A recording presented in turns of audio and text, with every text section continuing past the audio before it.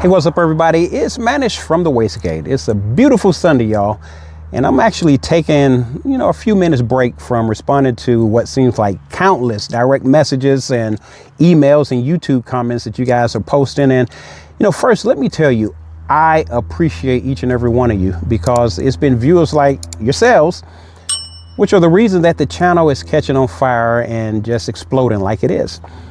Now, that being said, guys, today's video is one that I've kind of hesitated on dropping, but here we go.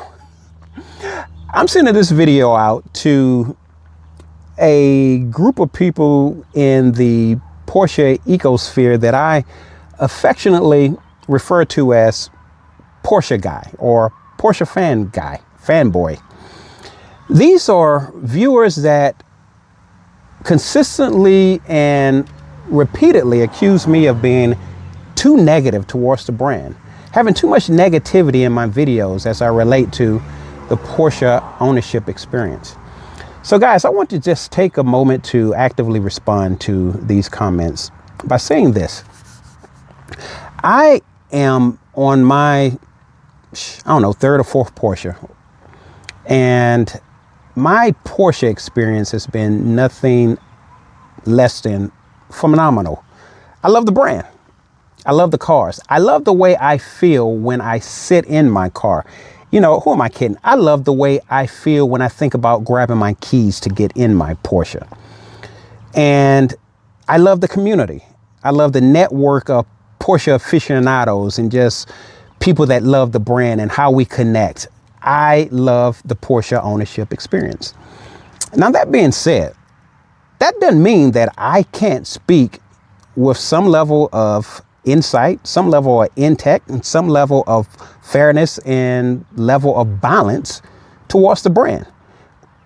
So I can relate to owning a Porsche and enjoying it, and at the same time be able to speak to the overall ownership experience, speaking to my opinions on the cost of entry into the brand, speaking to the overall cost of ownership as your car ages, the cost of maintenance, speaking to the quirks and bugs and idiosyncrasies associated with ownership of particular models. And not only that, I can speak to those quirks and engineering flaws, or just what I consider asinine engineering designs and lack of foresight among Porsche designers. Case in point, this week, and again, I hesitated to put this video up because this week while I was washing my car, I came across some damage to the front of my car. The infrared night vision lens on the night vision sensor on the front bumper is shattered. Clearly damaged from a rock, pebble, or some other, road piece of road debris while I'm out driving. I get that. You know what? Things happen. But here's the point of my contention. This damage is not covered under warranty. And it's damage. Why should damage be? I get that. But here's the problem. This lens, the lens that you're looking at, this lens can't be replaced individually. The whole apparatus, the whole assembly has to be replaced at a cost of about $5,600. Now, let me put this into perspective. This is an option that I may have used 5 times, no more than 100 seconds.